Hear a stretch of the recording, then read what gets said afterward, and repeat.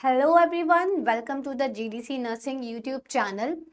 जैसा कि पिछले कुछ दिनों से हम पैथोलॉजी सब्जेक्ट की बात कर रहे हैं, इस पे हम डिस्कशन कर रहे हैं और हमने अभी तक जितने भी डिस्कशंस किए हैं वो अपने डेली नए नए टॉपिक्स के साथ किए हैं। तो जो आज का हमारा टॉपिक है वो पिछले ही टॉपिक से लिंक्ड होके ईटियोलॉजी ऑफ सेल इंजरी पे आता है।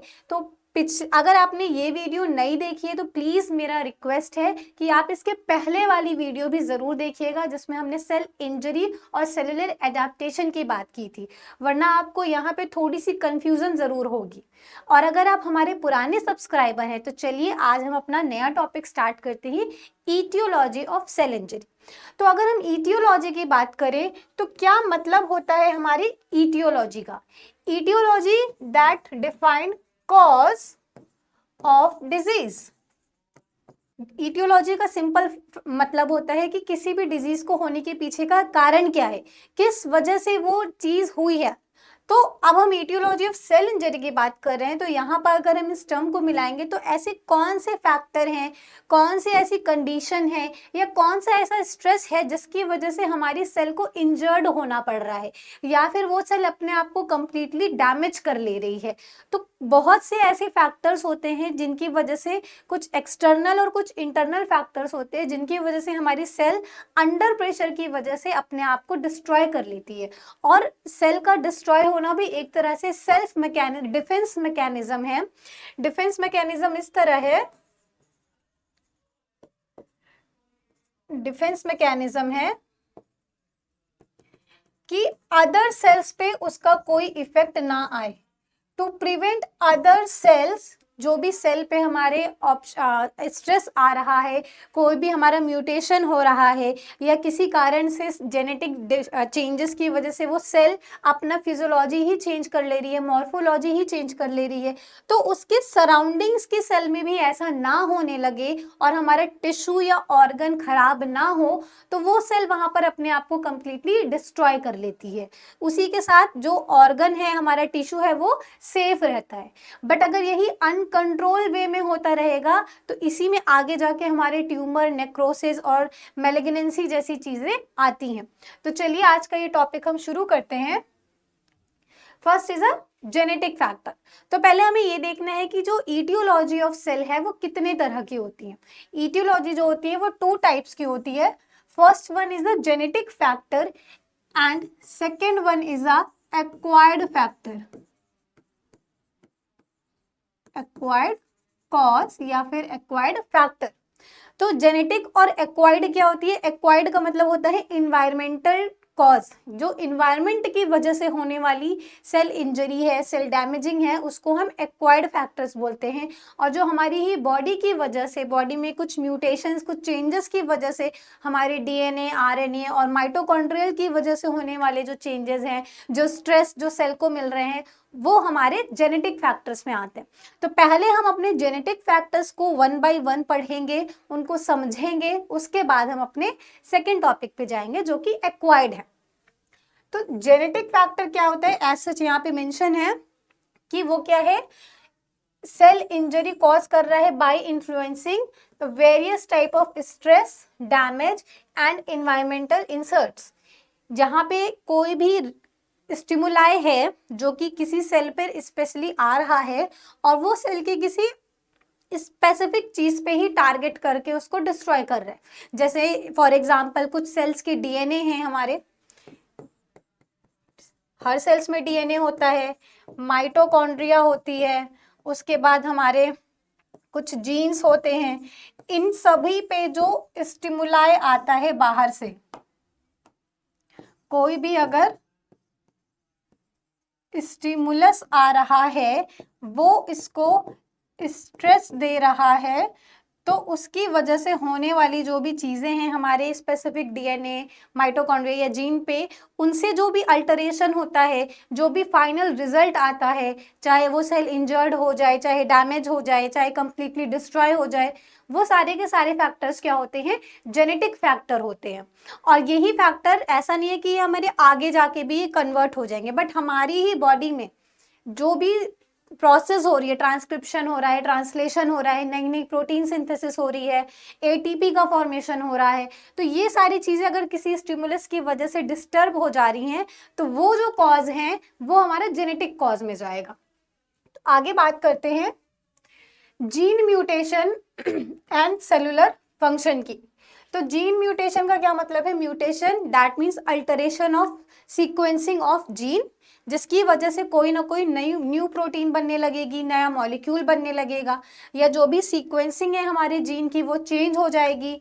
तो इसकी वजह से क्या होते हैं, कई बार ऐसी चीज़ें देखने को मिलती हैं कि जो सेल की पुरानी फंक्शनिंग होती है, पुराना जो भी उसका फंक्शन होता है वो अल्टर हो जाता है, चेंज हो जाता है।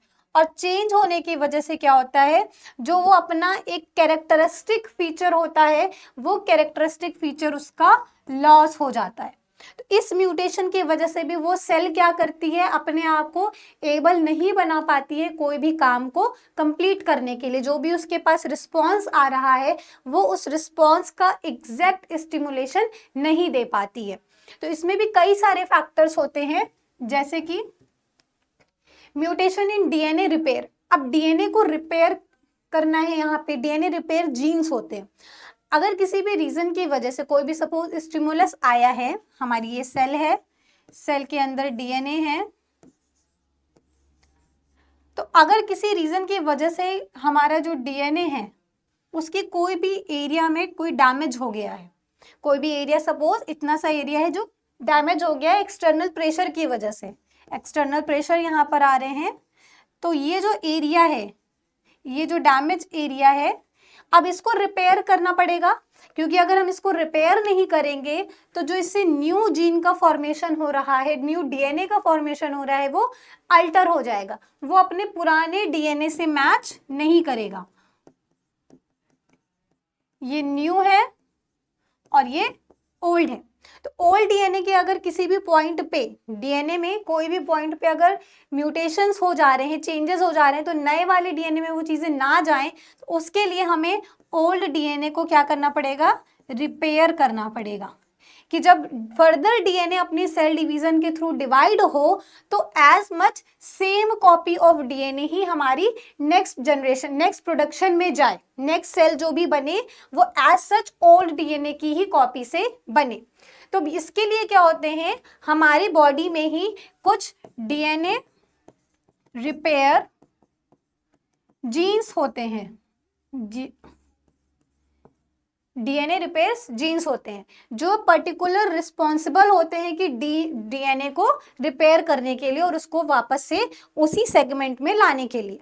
तो सपोज अगर उसी जीन में म्यूटेशन हो जाए, वही जीन अपने आप की प्रॉपर्टी को चेंज कर दे, तो वो रिपेयर करने के बजाय क्या करेगा, वहां पे वो रिपेयरिंग नहीं कर पाएगा। रिपेयरिंग ना करने की वजह से जो भी न्यू डीएनए बनेंगे वो कंप्लीटली न्यू फॉर्म में बनेंगे और उनके अंदर कोई ना कोई डिफॉर्मिटीज जरूर होगी। और डिफॉर्मिटीज होने की वजह से जो नई सेल बनेंगी, इनसे जो भी हमारी सेल्स बनेंगी वो क्या बनेंगी, कहीं ना कहीं से अनमेच्योर रहेंगी, अनमेच्योर रहेंगी, या फिर इनके अंदर कोई भी ऐसी प्रॉपर्टी होगी जो कैटेगराइज सेल, कैरेक्टरिस्टिक सेल से अलग होगी। तो यहाँ पर क्या मेंशन है, इसका एग्जांपल है हमारा P53 ट्यूमर सप्रेसर प्रोटीन। ये प्रोटीन क्या करती है, जब कभी कोई भी सेल डिवाइड होती है तो उसको एक कंट्रोल मैनर में डिवाइड करती है। जब भी हमारी साइकिल चलती है सेल की, सेल साइकिल जो भी चलती है हमारी G1, S, G2, M, G0, इस फेज में होते हुए जो भी चलती है, तो यहाँ से जब भी कोई अनकंट्रोल सेल डिवाइड होने लगती है तो P53 ट्यूमर सप्रेसर जीन वहां पर आके उसको स्टॉप कर देता है, रोक देता है कि अब हमें नई सेल की जरूरत बिल्कुल नहीं है। बट वहीं पर अगर म्यूटेशन हो गया है और हमारा P53 उस काम को पहचान ही नहीं पा रहा है कि मेरा फंक्शन क्या है, मैं यहाँ प्रेजेंट तो हूँ पर मुझे करना क्या है, सेल डिवाइड होती चली जा रही हैं, उसको यहाँ पे रोकना था बट वो रोक नहीं पा रहा, वो खड़ा है यहाँ पे बट उसको पता ही नहीं है उसका फंक्शन क्या है। क्यों? क्योंकि उसकी फंक्शनिंग चेंज हो गई है। और क्योंकि फंक्शन चेंज हो गया है तो उसको एकदम आइडिया नहीं है कि उसका काम जो राइट मैनर में था, अच्छे काम में था, वो अब बुरे काम में होता जा रहा है। इसका छोटा सा एग्जांपल है, रोबोट मूवी आप सभी ने देखी होगी। तो जो उसका चिट्टी रोबोट था उसमें जो ब्लू चिप लगी हुई थी, तो वो ब्लू चिप की वजह से सोशली काम कर रहा था, फ्रेंडली काम कर रहा था। बट जब वही उसको ब्लू चिप से रिप्लेस करके रेड चिप लगा दी गई, सिर्फ सिंगल चिप जिसमें सारी की सारी हमारी फॉर्मेटिंग थी, सारे उसके रिस्पॉन्स वो किए गए थे, फीड किए गए थे, वो चेंज हो गया, तो पूरा का पूरा रोबोट क्या हो गया, कंप्लीटली चेंज हो गया। तो सेम वैसे ही हमारे बॉडी में भी ऐसी बहुत सी चीज़ें होती हैं, जब कोई जीन, सिंगल जीन भी अगर अपनी जगह से रिप्लेस हो जाता है तो वो अपना फंक्शन लॉस कर देता है, और फंक्शन लॉस करने की वजह से ही हमारी बॉडी में कई सारी डिजीज या डिसऑर्डर जनरेट होते हैं। और उसमें का बेस्ट एग्जांपल है हमारा कैंसर। कैसे हो रहा है, जो P53 सप्रेसर प्रोटीन है वो प्रिवेंट करती है सेल इंजरी को। कैसे इंजरी को मेंटेन कर रही है, जीनोमिक इंटीग्रिटी को मेंटेन करके। अब यही हुआ, ब्लू चिप हटके रेड चिप आ गई है, तो जो रेड चिप है उसको पता ही नहीं है कि मुझे यहाँ पे जीन की इंटीग्रिटी को मेंटेन करना है। अब क्या हो रहा है, जो नई सेल्स बन रही हैं वो अनकंट्रोल बनती जा रही है, उनका प्रोडक्शन जो है वो अनकंट्रोल होता जा रहा है, सेल डिवाइड जो है वो अनकंट्रोल हो रही है, जो भी डीएनए है वो क्या होते जा रहे हैं, डैमेज होते जा रहे हैं। और इसी का एक कॉज होता है कैंसर में। तो सोचिए, एक छोटी सी मिसअंडरस्टैंडिंग जहां पे डीएनए रिपेयर जीन में हुई है ड्यूरिंग म्यूटेशन, उसकी वजह से हम कैंसर से सफर करने लगते हैं। तो एक छोटा सा जीन है जो इतनी बड़े कॉज को ओरिजिनेट कर रहा है, उसको जनरेट कर रहा है। नेक्स्ट अगर हम बात करें जीन म्यूटेशन की ही, तो एक टॉपिक और आता है हमारा मेटाबॉलिक एंजाइम। अब एंजाइम्स का काम क्या होता है, एंजाइम्स एक कैटलिस्ट होते हैं, वो किसी भी रिएक्शन को स्पीड अप कर सकते हैं या फिर स्लो डाउन कर सकते हैं। जैसा जहां रिक्वायर होती है उतना ही अमाउंट हमारे एंजाइम्स में रिलीज होते हैं, और वो रिएक्शंस को जाके कंप्लीट करते हैं और हमें हमारा एंड प्रोडक्ट दे देते हैं, एंड प्रोडक्ट हमें मिल जाता है। ठीक है, अब यहाँ पे क्या हो रहा है, मेटाबॉलिक एंजाइम है। मेटाबॉलिक का मतलब है उसको कंप्लीटली मेटाबोलाइज कर देना या फिर डाइजेस्ट कर देना, कि जो भी हमारा मैक्रोमोलिक्यूल था उससे अब हमारे माइक्रोमोलिक्यूल्स का फॉर्मेशन हो जाएगा। तो अब यहाँ पे इनहेरेंट जेनेटिक डिफेक्ट्स की वजह से एंजाइम जो कि सेलुलर मेटाबॉलिज्म्स को मैनेज कर रहे थे, अब वो क्या कर रहे हैं, harmful accumulation of metabolic products. अब वही प्रोडक्ट क्या हो रहे हैं, बॉडी से वेस्ट हो ही नहीं रहे, वो हमारी बॉडी में एक्यूमुलेट होते जा रहे हैं, जमते जा रहे हैं, एक गुच्छा बना रहे हैं, क्लस्टर बना रहे हैं। जहां कोई एंजाइम आ रहा था उस प्रोडक्ट को वहां से वापस भेजने के, जाओ भैया तुम्हारा काम खत्म, बट अब यहाँ पे डिफेक्ट हो गया है, एक छोटी सी गलती हो गई है, रेड चिप और ब्लू चिप का फेरा है जिसमें हमारा जो मेटाबॉलिक एंजाइम है अब वो सफर कर रहा है, और उसकी वजह से जो सेलुलर मेटाबॉलिज्म चल रही थी अब वो हार्मफुल एक्यूमुलेशन कर रहे हैं मेटाबोलाइट प्रोडक्ट्स का। और इसके एग्जाम्पल के लिए हमें समझना है G6PD deficiency. G is our glucose 6 phosphate dehydrogenase enzyme होता है। ग्लूकोज 6 फॉस्फेट डिहाइड्रोजिनेज एक एंजाइम होता है, जो एंजाइम रिस्पॉन्सिबल होता है blood cells, red blood cells को एक में ऑक्सीडेशन की प्रॉपर्टी को रोकने के लिए। बट अब वही क्या हो रहा है, ऑक्सीडेटिव स्ट्रेस वहां पे बढ़ता जा रहा है, जिसकी वजह से हीमोलिसिस हो रही है। हीमोलिसिस का मतलब होता है, simple lysis means break down, और haem that is blood, haemoglobin. तो यहाँ पर जो आरबीसीज हैं वो अपने कंपोनेंट से टूटती जाएंगी, सेडिमेंट होती जाएंगी, और सेडिमेंट होते हुए वो कहाँ पर, हमारी ब्लड वेसल्स में इकट्ठा हो जाएंगी। तो एक समय ऐसा आएगा कि हमारी जो ब्लड वेसल्स हैं यहाँ पे सारी आरबीसीज सेडिमेंट होती जाएंगी, और वो आगे जाके ब्लड को क्लॉट कर देंगे। तो जो ब्लड का फ्लो है वो क्या हो जाएगा, रुक जाएगा, और रुकने की वजह से थ्रोम्बोसिस जैसी चीजें या आर्थरियोस्क्लेरोसिस जैसी चीजें हो जाती हैं। तो यहाँ पर भी एक सिर्फ छोटी सी गलती है, डिफेक्ट आ रहा है हमारे मेटाबॉलिक एंजाइम में, और उसकी वजह से हमारी बॉडी में जो ब्लड फ्लो हो रहा है वही रुक जा रहा है।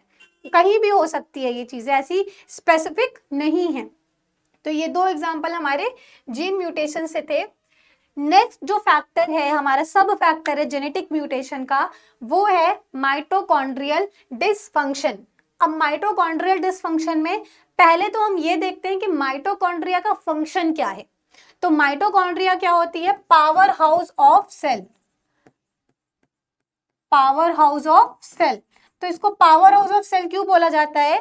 बिकॉज ये लार्ज नंबर ऑफ एटीपी हमें प्रोड्यूस करके देती है, और एटीपी ही क्या होता है? हमारा एनर्जी सोर्स होता है। हमारी बॉडी के लिए प्राइमरी एनर्जी सोर्स क्या है?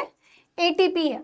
तो जब तक हमें बॉडी में एटीपी का प्रोडक्शन सफिशिएंट होता रहेगा, मतलब हमारी हर एक सेल की सारे के सारे numbers of mitochondria large number of ATP produce करती रहेंगी, तब तक हमारी बॉडी, हमारी सेल्स, हमारे organ A to Z perfectly काम करेंगे, उनमें किसी भी चीज़ की कोई डिफिशियंसी नहीं होगी।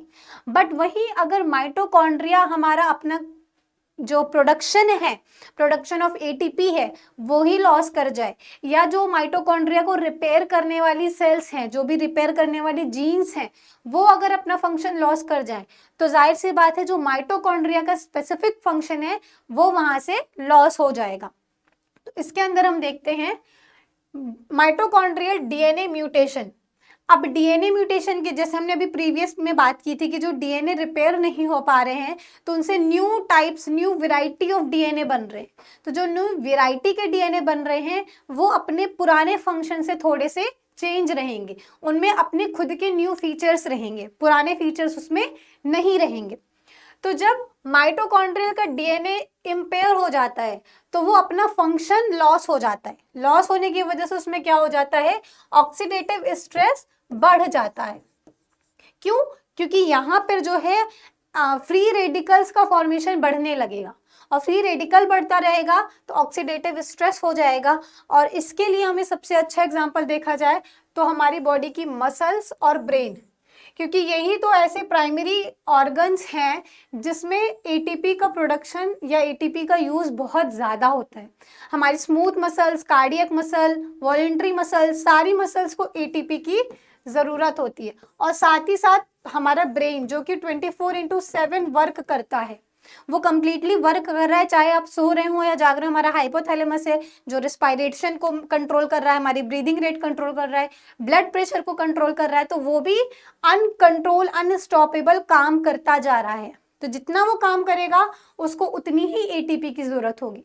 बट यहीं अगर एटीपी का प्रोडक्शन रुक जाएगा, एटीपी कम हो जाएगी, तो ये दोनों ऑर्गन्स में क्या होगा? डिफिशियंसी होने लगेगी। हमारी बॉडी में कुछ ना कुछ ऐसे सिम्टम्स आने लगेंगे जिससे पता चलेगा कि बॉडी में हमारे एटीपी का प्रोडक्शन कम हो रहा है या डिफिशियंसी हो रही है। नेक्स्ट अगर हम बात करें अपने माइटोकॉन्ड्रिया से लिए, तो उसकी प्रोटीन्स और एपोप्टोसिस। माइटोकॉन्ड्रियल प्रोटीन्स क्या होती हैं?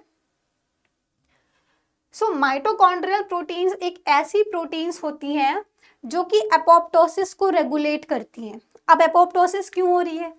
एपोप्टोसिस हम जानते हैं कि ये एक तरह की प्रोग्राम सेल डेथ है जो कि एक सीक्वेंस में चलती है। जब कोई सेल अपने टाइम को, अपना लाइफ स्पेन कंप्लीट कर लेती है, तब उस टाइम में होने वाली जो भी चीज़ें हैं सेल के साथ जो होती हैं वो होती है हमारी एपोप्टोसिस।